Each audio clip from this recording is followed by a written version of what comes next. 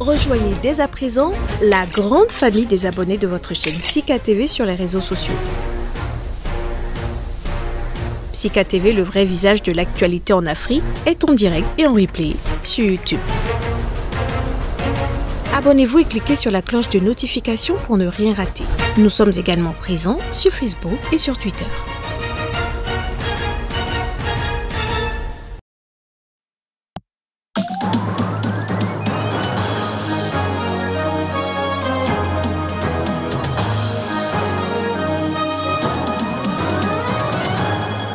À peine les résultats de la présidentielle donnés en Zambie que des défections s'enregistrent déjà dans le rang des partisans du président Edgar Lungu. Il a perdu le scrutin face à son rival historique Hakainde Hichilema. Le retour progressif du calme en Libye fait hausser le nombre de migrants de ce pays vers l'Europe.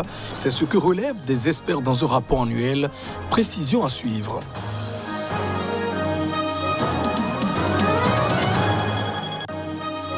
Et puis la Chine dévoile ses attentes face au nouveau régime des talibans au pouvoir en Afghanistan.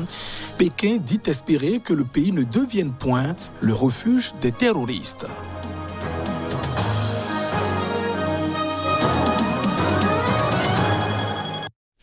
Et voilà pour le sommaire de ce journal. Bienvenue dans cette édition. Ça n'a pas du tout duré en Zambie. Face à la déroute du parti du président sortant Edgar Lungu, des défections s'enregistrent déjà. Ce, dans le cas même du président battu par son rival historique, Ilanon Hakainde Hichilema. Détail. Au lendemain de la victoire de l'opposition en Zambie, l'ancien parti au pouvoir, le Front patriotique, subit une série de défections. Plusieurs membres ont claqué la porte du parti du président sortant, Edgar Lungu, suite à sa défaite face à l'opposant Hakainde Hichilema. Parmi les défections, celle de l'influent Charles Kakoma est particulièrement remarquée. Transfuge du parti d'Hichilema, le PND, il avait rejoint le Front patriotique, le parti alors au pouvoir, il y a à peine 5 mois, dénonçant le manque de vision de Hakainde Hichilema. Aujourd'hui, cet homme politique de la circonscription de Zambézie-Ouest change à nouveau de discours, affirmant qu'il a toujours été fidèle à l'UPND. Même son de cloche chez Edifi Amukale. Le candidat du Front patriotique pour la circonscription de Mazabuka centrale quitte le parti, mais dit rester un patriote de la patrie. D'autres, comme Andrew Lubabasha, député de la circonscription de Chipongali, ont manifesté leur volonté de rejoindre l'opposition.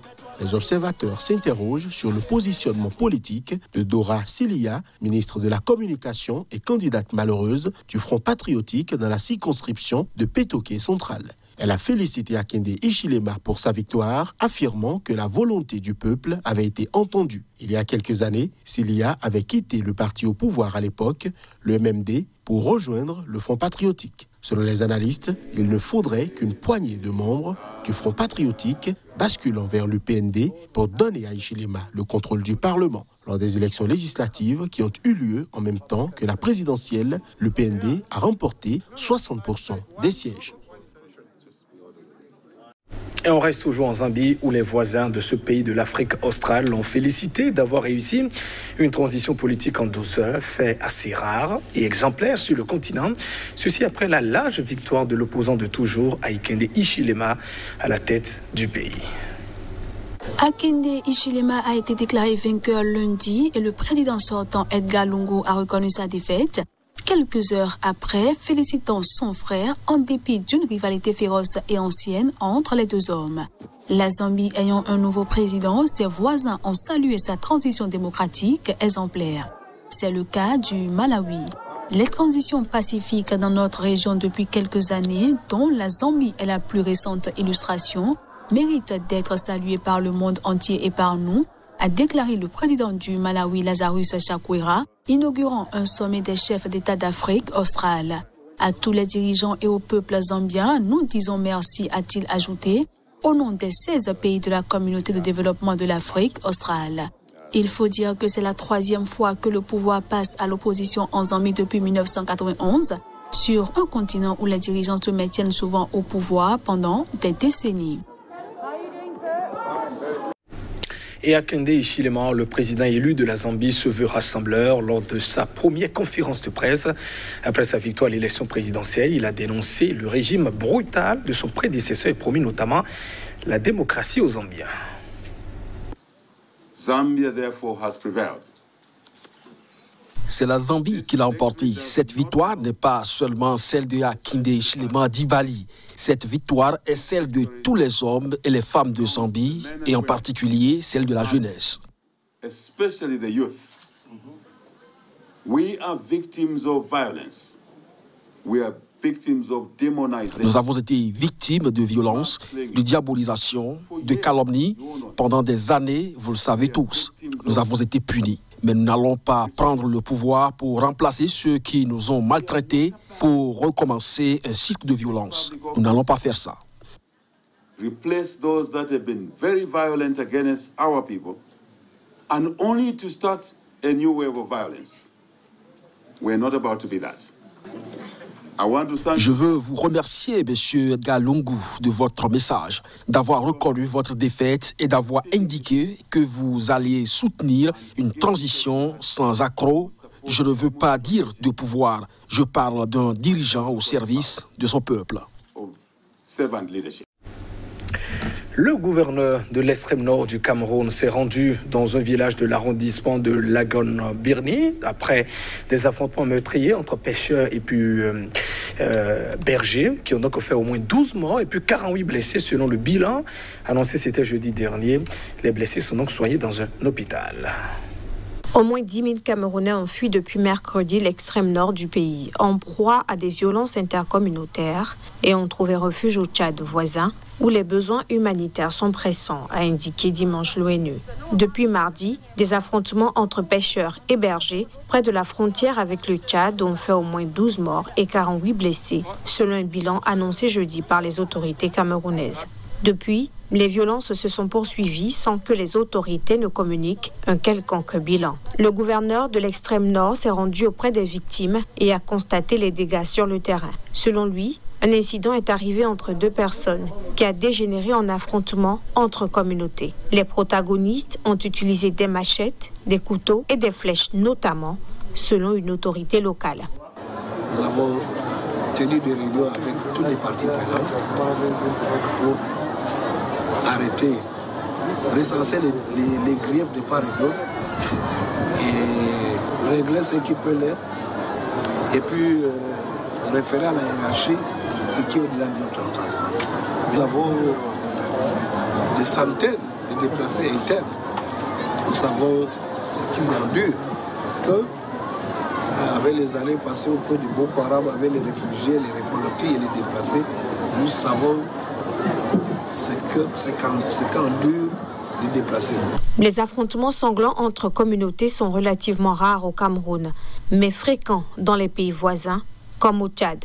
Au moins 22 personnes ont été tuées le 7 août dans ce pays, dans un conflit entre des cultivateurs sédentaires et des éleveurs nomades. À la faveur d'une accalmie des combats, en l'occurrence en Libye, le nombre de migrants partis de ce pays est intercepté depuis janvier dernier, a doublé par rapport à la même période en 2020. C'est ce qu'indiquent notamment des experts dans un rapport. Les migrants sont interceptés alors qu'ils tentaient de gagner l'Europe. Selon l'Organisation internationale pour les migrations OIM, 20 257 migrants ont été interceptés entre janvier et août et renvoyés vers la Libye. Une tendance qui va de pair avec une hausse des départs de 100% de janvier à juillet par rapport à la même période l'an dernier, a indiqué un responsable de la marine libyenne sous le sceau de l'anonymat sans être en mesure de les chiffrer. Cette hausse vertigineuse est due notamment à l'arrêt des combats, explique le juriste Anwar Al-Werfali, spécialiste des questions migratoires. Située à quelques 300 km des côtes italiennes, la Libye est un important point de passage pour des dizaines de milliers de migrants d'Afrique subsaharienne souhaitant se rendre en Europe. Après la révolte de 2011, qui a entraîné la chute du régime de Mouammar Kadhafi, la Libye a plongé dans le chaos avec des pouvoirs rivaux dans l'Est et l'Ouest. La fin des combats à l'été 2020 a été suivie en octobre de la même année par la signature d'un cessez-le-feu qui semble depuis globalement respecté. Une tendance confirmée par la hausse substantielle des arrivées en Italie, principale destination des candidats au départ des côtes libyennes. Selon l'Agence des Nations Unies pour les réfugiés, plus de 10 000 migrants et réfugiés sont arrivés par la mer en Italie durant les 4 premiers mois de l'année, soit une hausse d'environ 170% par rapport à l'année dernière à la même période. Le ministère chinois des Affaires étrangères a déclaré qu'il espère que le nouveau régime des talibans empêchera l'Afghanistan de devenir le lieu de rassemblement pour les terroristes et puis les extrémistes. Il a également ajouté que la force et puis le rôle de l'Amérique dans ce pays constitue à détruire plutôt qu'à construire. Écoutons-la. La Chine exhorte les talibans afghans à mener une politique religieuse modérée et prudente, à collaborer avec les autres partis pour mettre en place une structure politique ouverte et inclusive et à mener une politique étrangère pacifique et amicale, notamment pour établir des relations harmonieuses avec les pays voisins, afin de parvenir à la reconstruction et au développement de l'Afghanistan.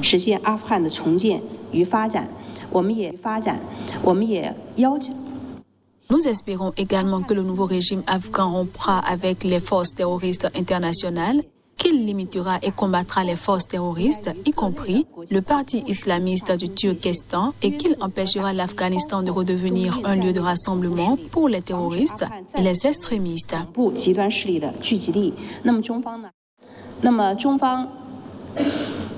Les dirigeants talibans afghans ont également fait savoir à la partie chinoise qu'aucune force ne sera autorisée à utiliser le territoire de l'Afghanistan pour faire quoi que ce soit de nuisible à la Chine.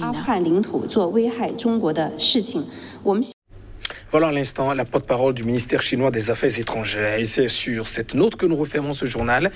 Merci de votre attention. Au revoir.